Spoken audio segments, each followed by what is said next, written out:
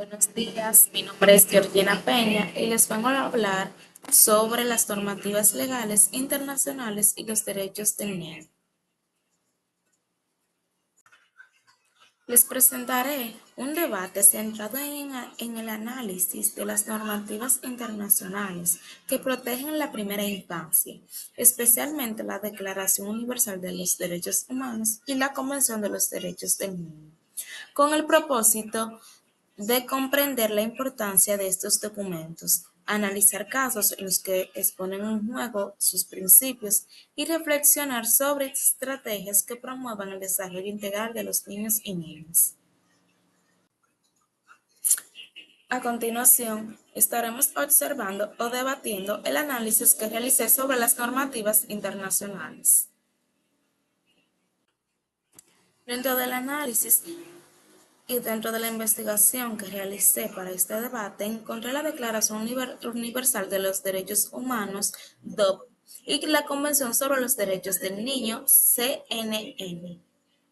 La Declaración Universal de los Derechos Humanos, proclamados en 1948, constituye la base fundamental de la dignidad humana. Aunque no se enfoca exclusivamente en la niñez, incluye artículos que protegen directamente a los niños, como el derecho a la educación, la de protección, el bienestar y a vivir en un ambiente de igualdad y respeto.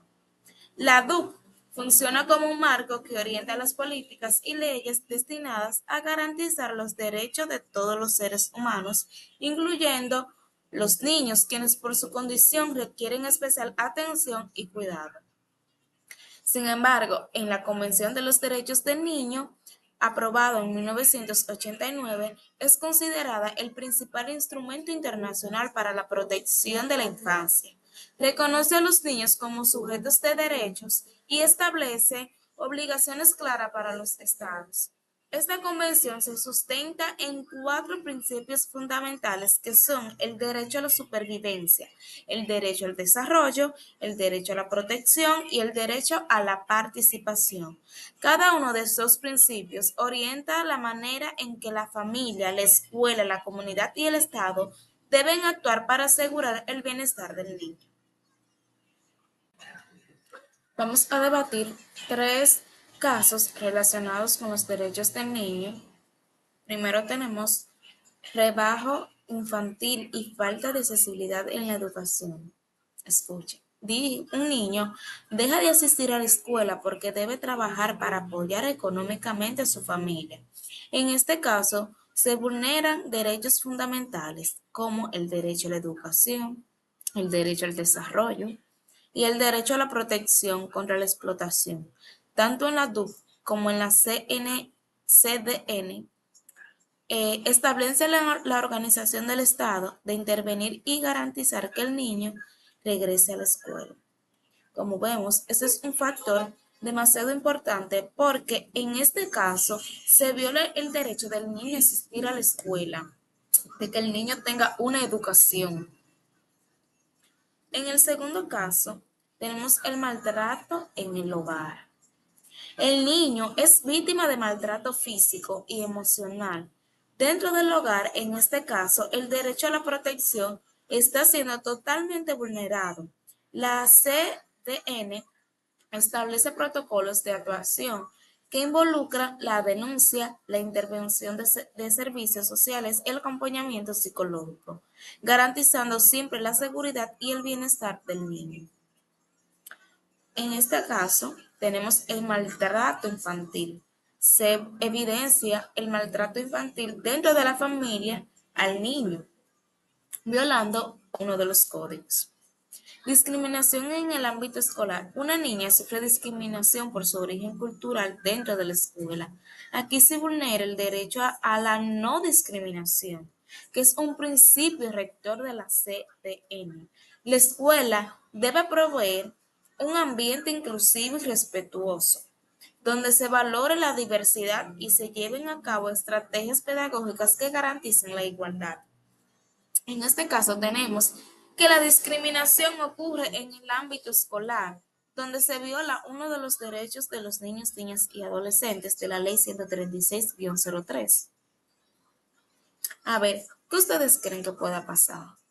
¿Qué ustedes implementarían para revocar este daño? ¿Qué estrategias proponen? De mi parte, propongo estas estrategias de desarrollo infantil desde los derechos de niños y adolescentes. En primera tenemos ambientes educativos seguros y estimulantes. Los estudiantes y las escuelas deben asegurar espacio donde los niños se sientan protegidos y los niños sean escuchados, motivados, que se les note, que se le dé atención. Tenemos también la participación infantil. Es fundamental permitir que los niños expresen sus opiniones y que de éstas sean tomadas en cuenta en decisiones que les afecten. Muchos de nosotros no permitimos que los niños den alguna opinión en cualquier tema, porque creemos que son niños y su voz no cuenta. Sí, su voz cuenta. Eso es un voto a favor. Vamos a escuchar más a los niños. Tengo aquí también el acceso a servicios básicos, que el desarrollo infantil requiere salud, nutrición, recreación, apoyo emocional y oportunidades de aprendizaje. Estos factores influyen decisivamente en su bienestar. Como sabemos, el niño, para poder aprender, debe de estar en un ambiente totalmente sano.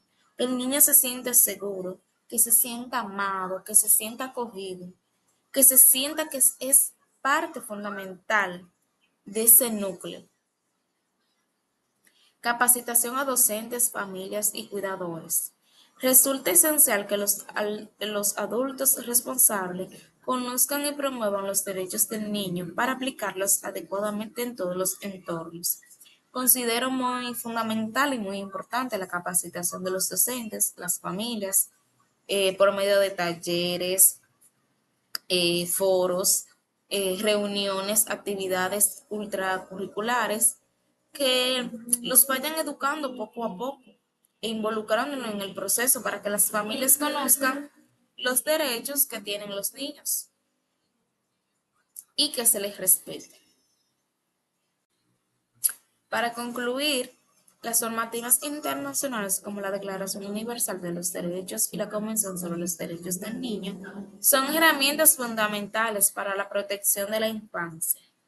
El análisis de casos nos permite evidenciar que la vulneración de los derechos aún es una realidad, por lo que resulta esencial implementar estrategias que garanticen el desarrollo integral, la protección y la participación de los niños y niñas. Los derechos del niño no deben verse únicamente como teoría, sino como acciones concretas que transforman vidas y fortalezcan una sociedad más justa. Gracias por su atención y su cooperación. Espero que este debate contribuya a sensibilizar y reflexionar sobre los derechos y las normativas internacionales de los niños, niñas y adolescentes.